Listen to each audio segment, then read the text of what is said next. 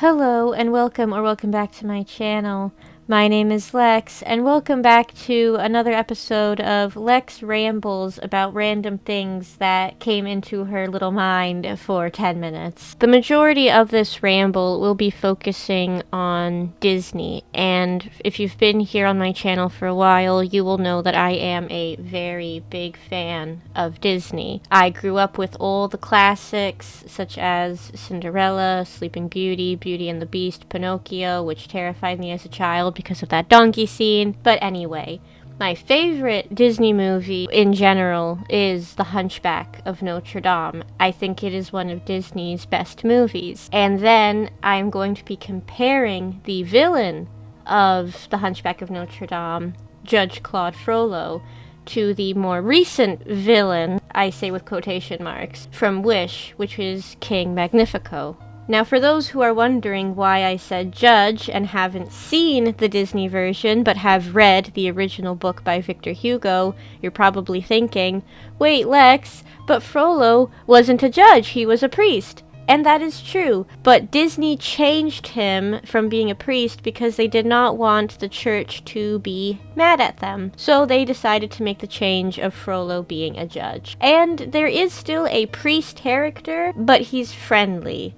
What makes Frollo work as a villain is the fact that he is a realistic villain. Compared to the book, the Disney version of Frollo, again, is a judge, and he is a man in a position of power. He uses that power to try and get Esmeralda, and he has no problem with hurting or even eliminating those who come in between him and his goal. And we have plenty of cases in history where men and women have abused the power that they were given and have only ended up hurting people instead of helping people. And that is why Frollo is so terrifying. We have so many real life examples of people doing what he did in the movie. Because the movie takes place in Notre Dame so often, a lot of the songs, such as God Help the Outcast or The Bells of Notre Dame, have a religious musical undertone to them. The bells, the Latin, it's a very beautiful soundtrack. It's one of my favorites in all of Disney. But then comes Frollo's song, follows right after Quasimodo's.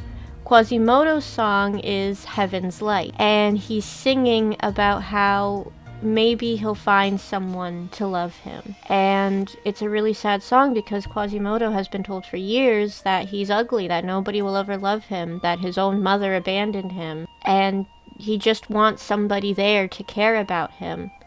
But then right after that is Hellfire, Frollo's song, where he is singing about Esmeralda, and he displays all 7 of the deadly sins while that song is playing. At the very beginning of the song, Frollo displays by what many consider to be the worst deadly sin, which is pride. Pride is often used to justify committing the other 6, and the lines that Frollo says at the very beginning of the song go as followed: "Of my virtue, I am justly proud," and "Beata Maria, you know I'm so much purer than the common, vulgar, weak, licentious crowd."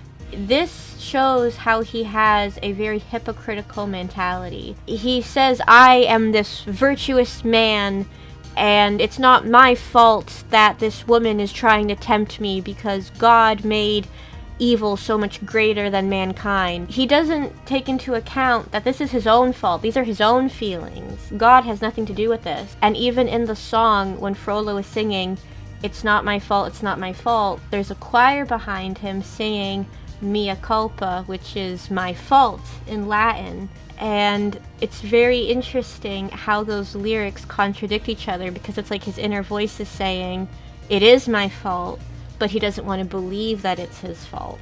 Then in the middle of the song there's a break. A soldier comes to Frollo, who's in the dark part of the room, only illuminated by the fireplace. And the soldier has a very heavenly light on him. And he says, "Sir, we can't find Esmeralda, she's gone." And Frollo doesn't really think for very long before he says that he will burn down Paris in order to find Esmeralda. And it's almost like he ignored the sign that he begged God in the song to give him, and he's chosen his path. He's only illuminated by the fire at this point. This is a very powerful scene because with Frollo rejecting the soldier, he is also rejecting his one chance at salvation. Near the end of the song, Frollo throws the scarf that Esmeralda gave him during her Festival of Fools performance.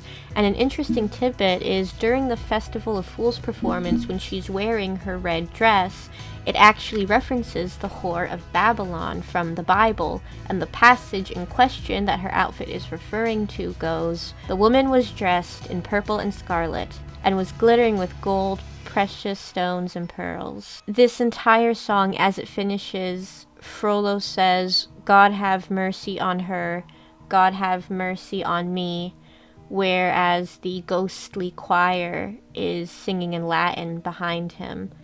And for that brief moment, it seems like he's really thinking his actions before he becomes selfish again and says, "She will be mine, or she will burn." That song does everything well when it comes to a Disney villain song. It gives you the motive of why the villain is doing what they are doing, how they are blinded by their own selfish motives and do not think about how their actions will affect others. And for that reason, I think Hellfire is one of the best pieces of music Disney has wrote for their villains, and it was almost cut from the film. Then we go to Wish, and oh dear, it's not the same at all.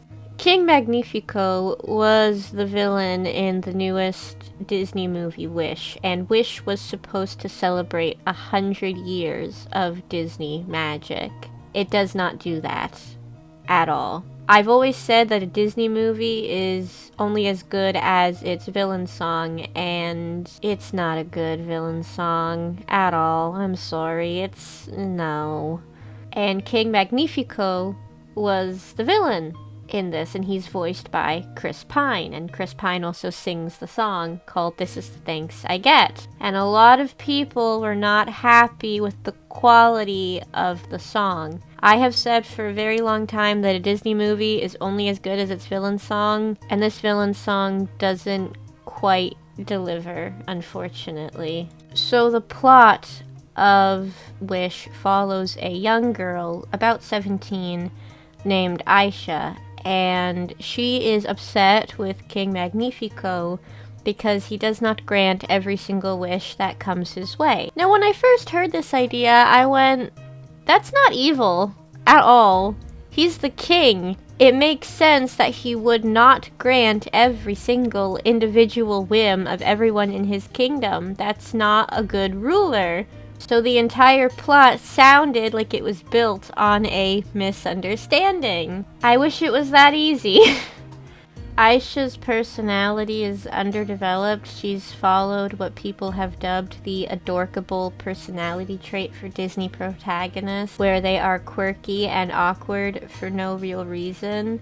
And if we compare Aisha to past protagonists in Disney movies, such as Tiana from Princess and the Frog, Tiana was ambitious, she wanted her restaurant, she was hardworking, and she did not let anybody come in her way of getting what she wanted because she worked for it. Then we have Belle, who was very intelligent, she loved to learn, she was inquisitive. We have Cinderella, who was very kind and sweet, and even though she was constantly treated badly by her stepmother and her stepsisters, she never let that behavior get to her. She continued to be the kind person that she was, despite being faced with so much nastiness. Aisha doesn't stand out compared to the Disney women that have come before her. In 2021, Disney released Encanto, which is a movie that follows a young girl who is the only one in her family with no magic powers. And it had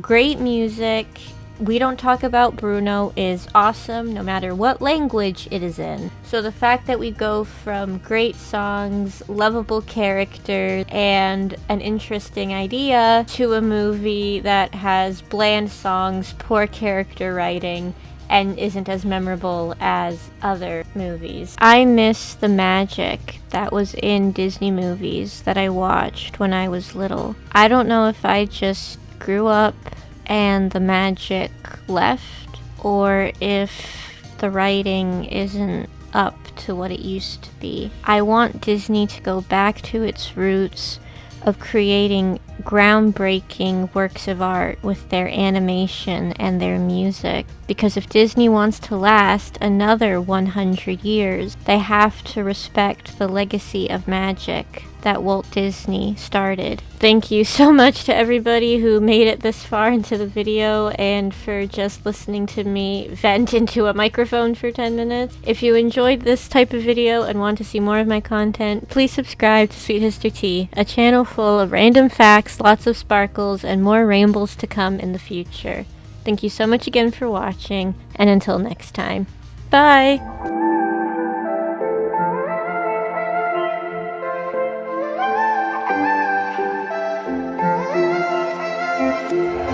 There's a part of myself I'm missing. Now I got a lot to learn.